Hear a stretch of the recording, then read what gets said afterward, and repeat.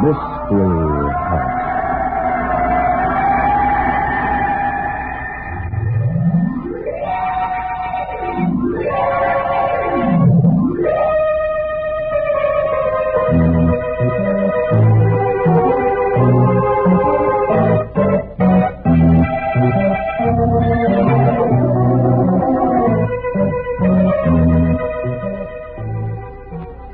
Mystery House, that strange publishing firm owned by Dan and Barbara Glenn, where each new novel is acted out by the Mystery House staff before it is accepted for publication. Mystery House.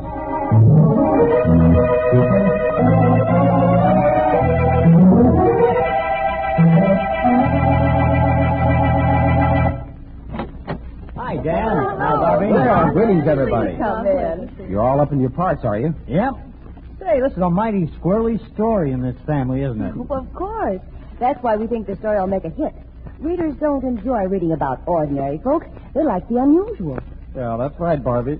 The more unusual, the better. Oh, I disagree on that, Mr. Glenn. It's the straightforward, direct approach that wins friends. For example, listen.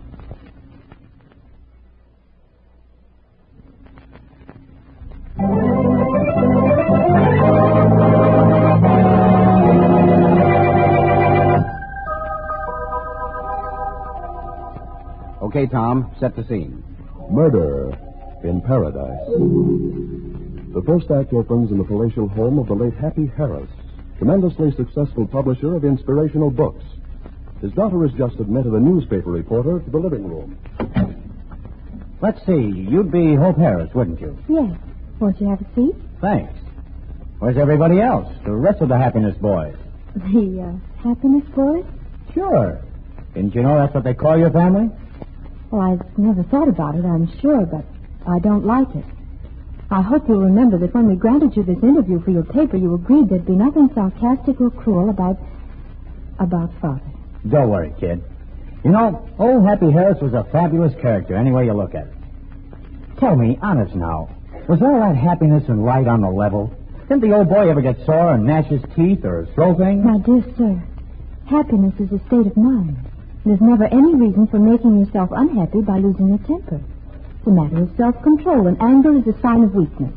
It's one of the worst vices of mankind, and the Harris Publishing Company has always striven to... Hey, wait a minute. Don't give me the sales talk from the book catalog. But, honest, didn't the fact that Happy Harris made himself $1 million from inspirational books... Oh, I hate that word, inspirational. Didn't that have maybe a teeny-weeny bit to do with this happiness act? Father was the most sincere man who ever lived. His whole life was a shining beacon, an inspiration to the world to follow the happy life, to think happy thoughts. Okay, I'm sold. I believe you.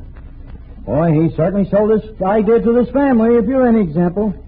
Most guys would be sore as all get out at some of the cracks I made about your man. Anger is a sign of... I know. Sign of weakness. It hurts the person who exhibits it, and it hurts the person who has to listen to it. If you refuse to listen, then... Oh, Mother, this is Mr... Joe Corney from the Herald, Mrs. Harris. Oh. I suppose you're here to get a story about the Happy Harris family carrying on the Harris Publishing Company, continuing to bring inspiration to the world. Something like that. The happy children and the happy mother all joining together to bring sunshine. Mother, please. See, Mr. Corning... I never fell for the happiness gruff, Mr. Corning. It's a mighty handsome living. But if I'd known I was marrying a smile, I don't think I'd have done it. Mother. I know, Hope. Your father's scarcely cold in his grave. Well, I've lived in an atmosphere of perpetual joy for so long, it's a relief to be able to grouse about something. Not to have to smirk at everybody every time I go out in public. You can't imagine what a wonderful thing that is. Mother, this man's from the newspaper. I know. Mr. Corning, you can tell your readers that henceforth I am the scowler of the Harris Publishing Company. High Chief Scowler. I'm going to stick out my tongue at people. I'm going to get into nasty arguments. Well, if it isn't my sunshine. Oh, Jeff, dear, I'm so glad you got here. See if you can do something with Mother. This is Joe Corning from the Herald, a reporter. Yeah, you know, I write. How do you do? Don't get upset, Hope, darling. Mother's just suffering a reaction to Dad's untimely death. A lot you know about it, Jeff. Trying to irritate me, Mother? You can't do it. Listen, my boy. I handled you when you were a squalling brat, and I liked you better then than I do now. with that synthetic smile spread all over your map. You see, Jeff, If you kids had an ounce of gumption, you'd stand up for your rights. Now, Mother. Don't you now mother me. You don't get up on your hind legs and howl. Junior's going to take the pennies right out of your piggy bank. I take it Junior's your eldest son? Yes, Happy left him more than a trick grin. Junior had some of Happy's larceny. You see, Junior was with us when Happy and I were pitching books at county fairs before we'd hijacked the natives out of enough money to go into the publishing business. Mother'd like to start a quarrel, Mr. Corning. You see, Junior's the eldest of the family, and naturally he's entitled to head up the company. We're all perfectly happy about it. Count me out if you're taking that statement for publication, Mr. Corning. You may quote the elder Mrs. Harris as saying, quote, "We put no pennies on Happy's eyes because we were afraid Junior'd get them." Mother. Oh, I wonder who that could be. Well, I'll see. But I won't smile at him. What's gotten into Mother anyway, Holt? I don't know. Oh, it's Mr. Keller. Yes, he hasn't smiled in 50 years, and the best man with a dollar in the city. Mr. Corning. Corning? How do you do? Hi. You're treasurer of the Harris Publishing Company, aren't you? What's left of it? Now, Keller, you know business is wonderful. The country's gone absolutely mad on inspiration literature. Yes, that's just it. It's a bad sign. They buy the books because they want to get happy, and they're already getting happy. And the next thing you know, we'll be in bad shape. What we need right now is a good line of tearjerkers. Junior here with the papers yet? What papers? You'll find out what papers. Freezing us all out, he is. What do you mean? Slick little devil slipped out and bought up stock. Scared the folks in the plant into selling to him. Got proxies from some of the others to conserve the estate, so he said. What? What's this all about anyway? Gave me a showdown with that nasty smile on his face. Said he was taking over following this meeting, and I wouldn't be needed anymore. Said he'd be able to handle the money himself. Did he say anything about me, Keller? Yeah. He said the company couldn't afford to pay salaries to the family, and he wasn't going to have it said he'd let the family ruin the business. Talked about his responsibility and maintaining the family tradition and name and, sickening, that's what it was. Now, don't get excited, Mr. Keller. If Junior said that, he had a reason for it. He must be trying to arrange things so that we'll all have more money. Isn't that right, Jeff? I suppose so. Oh, sure. We trust Junior implicitly. A fine pair of nitwits you raised there, Nellie. I don't know but what that louse Junior's the best of the lot at that. Mr. Keller, the Harris family has a national reputation for living the good life, for following the golden rule. Now, I don't care what you say about me, but you've no right to... Wait, that sounded like a shot. A revolver shot. From Junior Steady. I didn't even know he was home. Come on. Oh, it must be an accident of some kind. I don't think Junior's even there. The rest of you stay back. No use taking any chances. Oh, hurry. Well, if somebody's been shot, he won't get away. Not fast anyway. Stay back, all of you. Junior! Yeah. I'm afraid he's dead. Shot right through the temple. Then must be suicide. Poor kid. Happy just gave Jeff and Hope the front, the glad axe. He gave Junior the works. Poor unhappy kid. Stop it. You've no right to talk that way.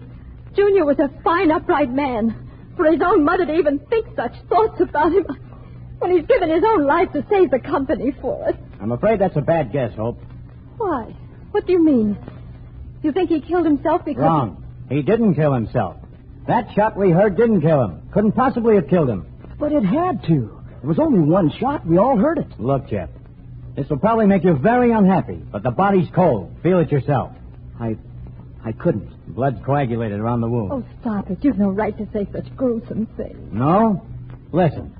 That gun was put in his hand by someone after the fingers had stiffened. Nobody ever held a gun like that in this world. Junior Harris was murdered. But that's not possible. Maybe it isn't possible, but it's happened. And you happiness kids are in for the jolt of your ride. What do you mean? I mean that these papers here on this desk are what Keller was talking about. All legal. You three were frozen out of the firm as neatly as it's ever been done, which gives you pretty good motives for bumping him off.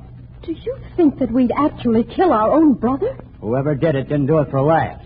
And if you're hunting for a motive, you folks had a pretty good one. Oh, Lordy, it's a relief to hear a young man talk some sense for a change. The police are going to give you folks the works. Yes, and me too. I suppose they'll hound and badger me so that life's miserable. I can just see him pestering me. You, Mr. Keller, you could have killed him because he said he was going to take over your job, to save your job and for revenge. Look, Hope, From what that reporter fella says, Junior was already dead when I got here. That's just it. When you got here. None of us knew Junior was here. Why? Because you killed him and lugged him in through the window. Then you tiptoed out, closed the window, and came around to the front door. Junior's study door was closed, so naturally we didn't see or hear anything. After I closed that window you're speaking of, how do you figure I got it locked from the inside? Pretty good trick. Why, it is locked, isn't it? Yes. And that shot after I was here with you folks. You know I'm no ventriloquist. Hope, Yes, Jeff. you were in the living room alone when the reporter came, weren't you? Why, yes. Naturally, I couldn't know anything about Junior's being here because I was upstairs. Mother wasn't here either. But it's quite obvious that he did come in. Probably before the reporter. And if he decided to tell you what he'd planned... Jeff, are you trying to say that I murdered him? I'm saying it's a possibility. Why, you... Listen, you namby-pamby. If you think you're going to pin this murder onto me, you've got another guess coming. I'm simply saying what could have happened. Well, you just go right ahead. Keep talking, Jeff. Try to get me into all the trouble you can, and when you get through, I'll show you what trouble really is. You want to be nasty, do you? Well, okay, brother dear, I'll be nasty, too. I'll tell them about that cute little scene I heard between you and Junior last night. Oh, so you're an eavesdropper, are you? You bet I'm an eavesdropper. And why wouldn't I be with a couple of two-faced hypocrites for brothers? Brothers who'd rob me blind if they got the opportunity. Well, I don't know that you're such an angel yourself, Hope. I suppose you weren't trying to pull a fast one with Junior. You lie. I suppose you didn't tell him you'd cooperate with him in every possible way. And that between the two I of you... said I'd cooperate because I had to or lose everything I had. He was a rotten, no-good, tricky cheat. The only way anybody could protect himself was to work with him. Sure, against Mother and me. Why, At you... least I didn't threaten to kill him. I guess that'll hold you for a while. You mean you heard your brother threaten to kill Junior? Certainly did. And they weren't smiling, either one of them. Oh, just a minute, Mr. Corning. Are you leaving? Yep. Sorry, but this is too good a story to pass up. Talk about your sweet angles. Murder in paradise. Happiness, kids. Tear each other's hair. I'll be back with the police. Just a minute, Corning. Huh? Take your hand off that doorknob. Mother, where did you get that gun? Never mind where I got it. You might as well make up your mind to stick around a while, Corning. But my story, We've got close to $1 million in the Harris Publishing Company, Corning. And you're not blowing the company sky high with that kind of a story. Sit. Sorry, Mrs. Harris. Oh, Mother! Sit, Mr. Corning. Next time, I might not try to miss. When you fool around with $1 million, you don't play for that.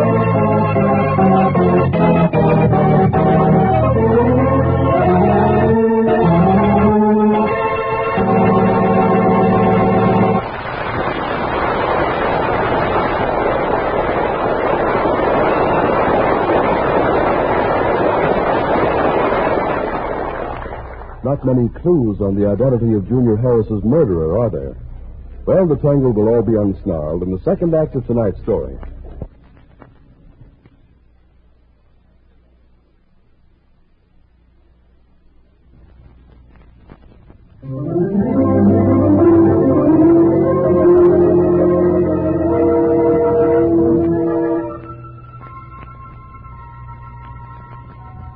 And now, Act 2 of Murder in Paradise.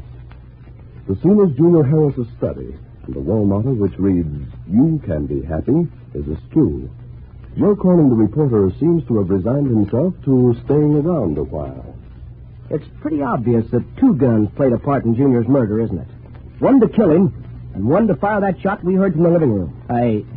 Why, yes, I guess that's right. And we've found two guns, haven't we? What are you driving at? There's nothing so mysterious about it, is there? I said we'd found two guns. The one in Junior's hand, and the one Mother fired in your general direction when you tried to leave. Listen, you lousy little brat. If you're trying to mix your mother... Oh, let him alone, Keller. Go on, Jeff, darling. What was it you were going to say? You had another gun, and there were two guns used. That's right. Then your gun could have been the one that fired the shot we heard from the living room. You could have had it hidden in here, rigged up some way to go off later. Look, I'm about ready to take a poke at you. I've seen some fourth-rate heels in my time, but one who'll try to stick his mother in a murder case. Oh, don't get so indignant, Keller. This makes me very happy. Happy? Mm-hmm. I've seen him smile so much that it's a real pleasure to see him getting nasty. And I can't begin to tell you how pleased you made me feel, Hope, when you screamed and snarled at Jeff. I tell you... Mother, please, you shouldn't talk that way. Jeff deliberately accused you of murder. I know. Murder. But it doesn't mean anything, dear. Oh, of course not, but that gun... Worrying you too, is it? Well, remember, I fired a shot to persuade Corning to stay. Yes. Here, Corning, I'll open it. See if more than one shot's been fired. Nope. Only one shell missing. Been fired just once. But I'm interested in hearing more about your little fight with your brother last night, Jeff. The one where you said you'd kill him. Well, I guess I did say that, all right. I suppose we might as well get one thing cleared up. We all knew what Junior was pulling on us.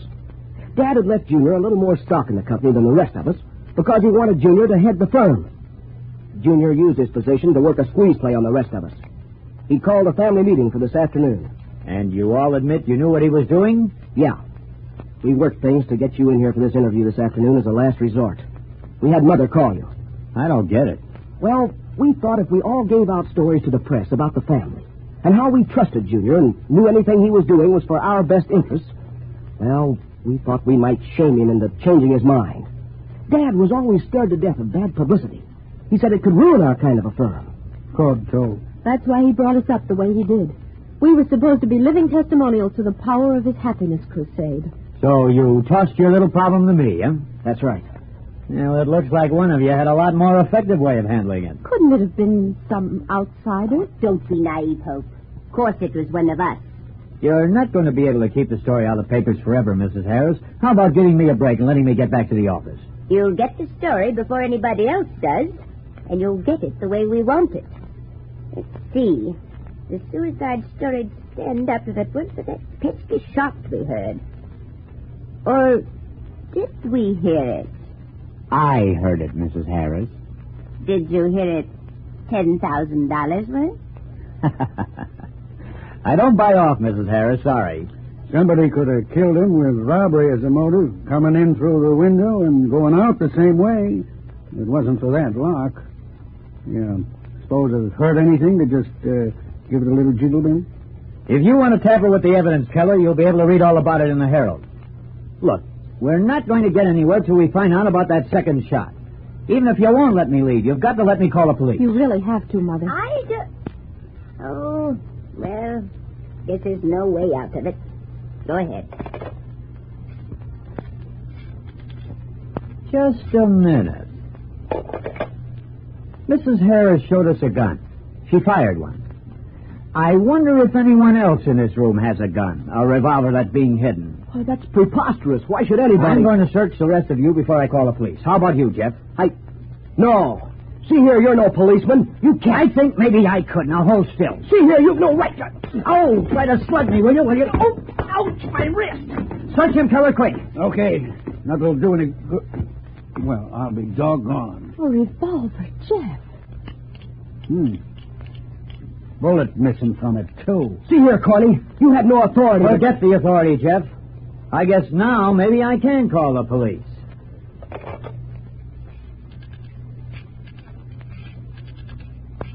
No. Listen, I had the gun with me. We heard the shot from in here. I couldn't possibly have... Hello? Captain Heron, please. Captain Heron? This is Joe Corning of the Herald. Yeah. Say, there's a guy out here at the Happy Harris place has a nice little puzzle for you to solve. Yeah. How he managed to commit a murder. They've got him covered so he can't get away, but hurry.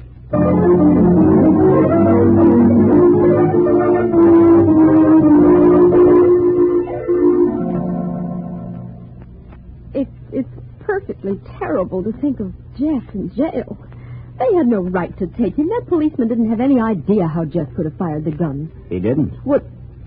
But you told the police... I know. But I think your brother was telling the truth about that revolver. Well, then why Didn't you ever notice? A murderer lays low until somebody else is arrested. Then he gets brave. And if he doesn't do anything, we'll never catch him. This way, there's a chance. But who do you think... I'm not saying. Mother and Mr. Keller... No, they wouldn't do such an awful thing, either of them. Awful thing? Look, he was a grade A heel, and he deserved exactly what he got. The charming Junior Harris, the papers always said. But as charming as a rattlesnake. Then you knew him? No, and I got along very nicely without knowing him. Mother, Mr. Keller, where have you been? I've been worried about you. I'm quite able to take care of myself, Hope. We've been engaging legal counsel for Jeff, and they're quite encouraging. Expect to have him out in a couple of hours. Oh, but that's wonderful. They say the police haven't a prayer of holding him. Something will probably go wrong, though. Red tape or some fool thing will keep us from getting him out right away. Well, I wish you luck. And it's high time I was getting back to the office or I'll get scooped on my own story. Oh, just a minute, Mr. Corning. Eh? I've admired your stories in the Herald so much. So many of them are signed. Oh, I get a byline now and then, sure. Well, that's why I asked for you when I called this morning. That and one other thing. One other thing? Yes. I was snooping through some of Junior's desk drawers late yesterday afternoon, and I ran across some letters from a Julia Corning. The name isn't common. Is she your sister by any chance? Why, It'd be quite easy to check, Mr. Corning. Yes. Yes, she's my sister. Positively threatening. That's the second reason I asked for you. You understand, don't you? Then you think... But I never even met the guy and had no desire to. Oh, I knew what Sis thought of him, sure. But... I wanted to see what you'd do, Mr. Corning. Who you'd try to blame for the murder. I wanted to give you enough rope to hang yourself. That's why I didn't say anything about this before. Look, I didn't kill him. I had nothing to do with it. I never laid eyes on him until I opened the door of that study. I think the police ought to know about this. I don't see why you didn't tell them sooner, Nellie. This is soon enough. Will you go to the police station quietly, Mr. Corning? Remember, I'm a pretty good shot. When I missed you before, I did it deliberately. I'll be hanged if I let you drag my sister into this mess. She's had enough unpleasantness out of this family without A you... noble speech, Mr. Corning, but not too convincing. Come along. Oh, no. If you think you're going to involve her in this mess, you're wrong. Dead wrong. You're not... Stop it! Oh, well... You see? I don't always miss, Corning. My arm. Get me to a doctor, quick. They have a doctor at the police station, I imagine. Come on, Keller. You better take him in. But you can't go like that, Mother. You'll need your coat. Never mind my coat. Come on, Keller. But it's chilly out. We've got to hurry before he loses too much blood. Come on. It won't take a second. Your coat's right over here in the clothes closet. Hold! I said no, I don't want my coat. You're going to take it anyway. Here... There's a hole in the pocket and a burn streak down... Grab her, Keller, quick. I'm surprised at you, Nellie. Stop aiming that thing at me. Get it, Hope. I have, but I don't understand. Look in the coat pocket. Don't let her get her hands on it. A revolver with pieces of broken matchsticks wedged in behind the trigger. And there's a bottle with some water in it and no cork. And the inside of the pocket is all wet. Okay. I put the matchsticks in behind the trigger. Not firm enough to make it go off. Not quite. The bottle was full of water when I stuck it in the pocket on its side. I knew the water would eventually expand the matchsticks. When they swelled up enough, the gun had to go off. Pretty cute. You knew nobody'd expect a shot to be fired from a clothes closet and that it'd sound the same as if it came from the study. It did. You all fell for it. But it was supposed to be suicide. Didn't want to get anybody into trouble. You were here in case anything went wrong. To be the fall guy. And you were my undoing right from the start. But when did you kill him? Early this morning. I told you and Jeff he'd left to see the lawyers. Oh, your own son, your own flesh and blood. No, Hope. I always told Happy he was wrong about that. None of you kids was Nellie's, really. But Happy, he thought it'd make better publicity not to mention his first wife had walked out on him and got a divorce. He wanted to make folks think he'd always had a happy family. Happy? I've been kept miserable for years by one smirking hypocrite. I wasn't going to let another one cheat me out of the money I'd earned. All right, Keller. Take me in. The boy reporter better come along, too.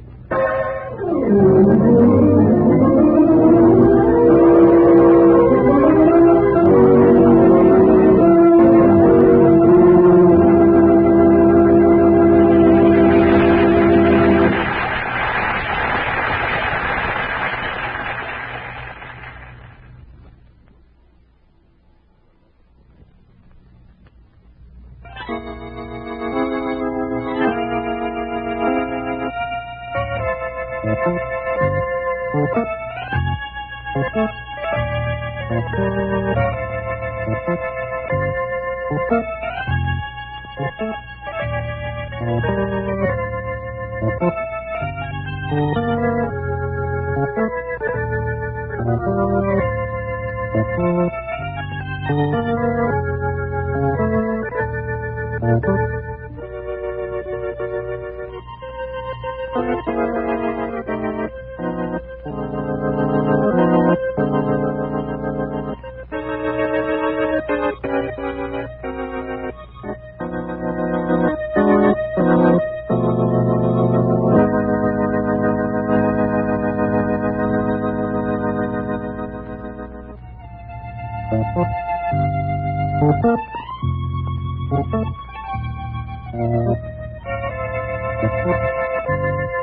you.